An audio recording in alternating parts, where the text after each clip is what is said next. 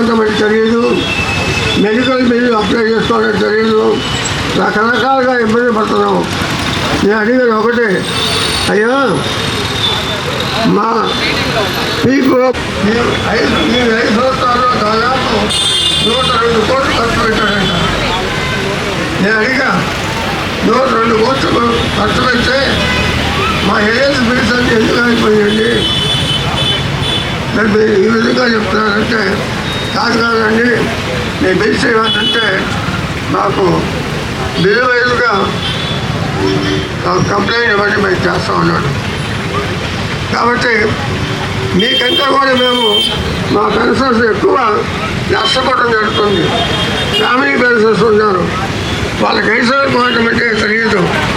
అలాగే వాళ్ళు medical bill పెట్టుకోవాలంటే చాలా ఇబ్బంది పడుతున్నారు. మాకున్నటువంటి రాయితీల్లో కూడా మీ అందరూ తెలుసు, 22 PRCలు 70 సంవత్సరాలకి ఉన్న 10% 7%గా చేయటం, 75 17% 12%.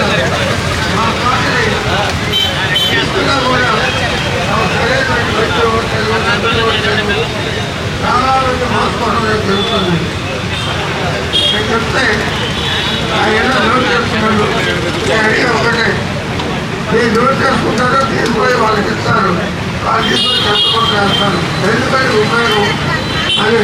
అంటే ఆ రోజు మన మిత్రులు ఆ మీటింగ్ హాజరుగా కూడా చేపించారు. చివరిగా మేము ఉన్నాం శ్రీనివాసరావు గారు. మేము అడిగి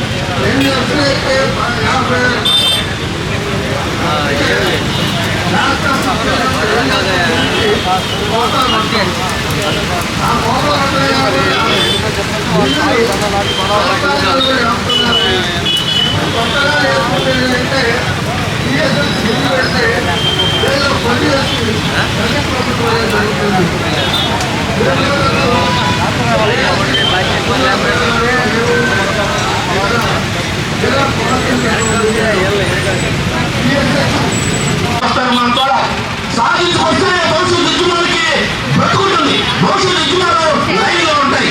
లేని పక్షంలో మన ఉద్యోగ ఉపాధ్యాయులకు కూడా పెన్షన్లకు కూడా ద్రోహం చేసిన వాళ్ళు అవుతాం. కనుక ఈ ఉద్యమం యొక్క పట్టు సడలించకుండా అధ్యక్ష మరి మంచి ఉపన్యాసం ఇచ్చినందుకు మీకు ఏపీ జేఏసీ పక్షాన ధన్యవాదాలు తెలుసుకుంటూ తర్వాత పెన్షన్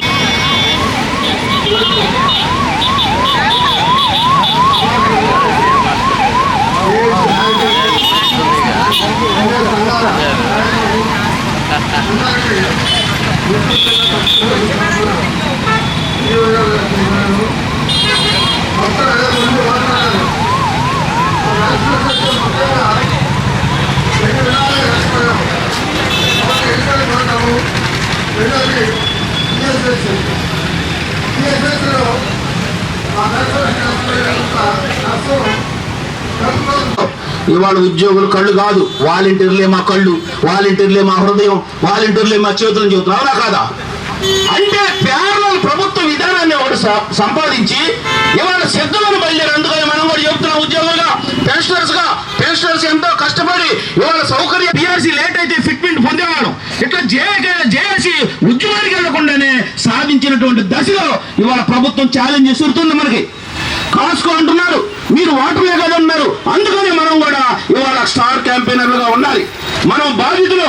ఈ ప్రభుత్వాన్ని ఒక్కడు అడగట్లా, మాకు న్యాయమైన మా PF డబ్బులు మాకు ఇవ్వండి, మా APJLI బకాయిలు ఇవ్వండి, అదేవిధంగా మేము దాచుకున్న సొమ్ము మాకు సరెండర్ లీవ్ ద్వారా వచ్చి ఒక లీవ్ ఎన్కాష్మెంట్ ఇవ్వండి, కనీసం 1వ తారీఖు అన్న జీతం ఇవ్వబోయానంటున్నావు. ఏమన్నా న్యాయమైన కోరికలు కాదా?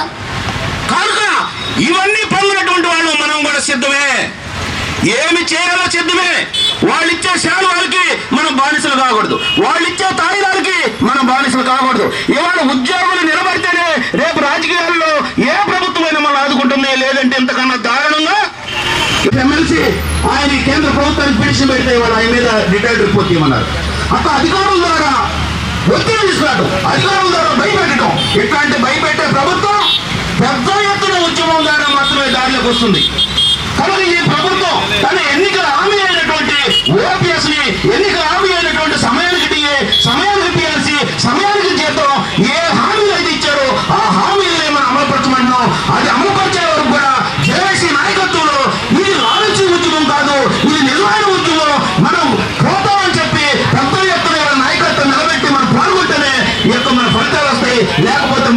మోసానికి గురవడానికి కూడా మనం ఉండే అవకాశం ఉంది.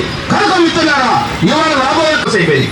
ఇంకా రిక్రూట్మెంట్ అయినా గొడవ చేస్తుంటే మొన్ననే 6,000 పోస్టులతో ఇచ్చాడు కదా, 6,000 పోస్టులు ఇచ్చాడు. అప్రెంటిస్షిప్ మళ్ళీ తీసుకొచ్చాడు. ఎంత ధైర్యం ఆయనకి! అప్రెంటిస్షిప్ లో మనం పోరాడి 13 రోజులు స్ట్రైక్ చేసి అప్రెంటిస్షిప్ రద్దు చేసుకున్నాం, డైరెక్టర్ స్కేల్ తీసుకున్నాం. అట్లాంటిదాన్ని మళ్ళీ తిరిగి తీసుకొచ్చాయంటే ఈ ఉద్యోగులు ఉపాధ్యాయులు ఏం కాదని చెబుతున్నాడు.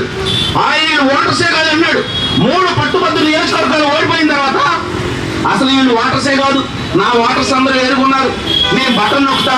ఏమంటే బటన్ ఎప్పుడు నొక్కాలి? దానికి కూడా మనం ఛాలెంజ్ విసురుతున్నాం.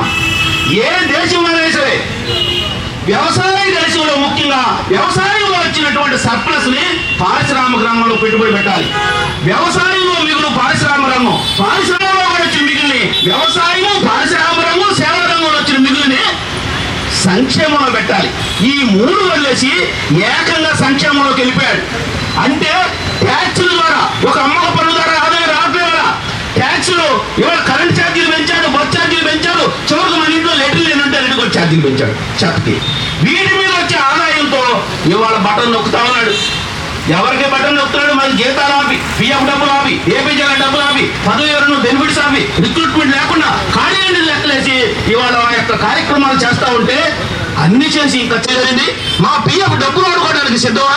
ఏపీజీల బకాయిలు చెల్లించకపోవడం సిద్ధమా? సరళి ఫైల్ అప్లోడ్ చేయడానికి సిద్ధపడి 3 సంవత్సరాలుగా చెల్లింపులు లేకుండా వాటికి ఐడీలు కూడా పెట్టాం, అవి వెగ్గట్టడానికి సిద్ధమా? పిఆర్సీ 10 ఏళ్ళని నాటకాలు ఆడి దాన్ని మోసం చేయడానికి సిద్ధమా? రివర్స్ పిఆర్సీ ఇవ్వడానికి సిద్ధమా? మాకు నిర్బంధాలు, అక్రమ కేసులు పెట్టడానికి మీరు సిద్ధమా అని నేను అడుగుతున్నాను.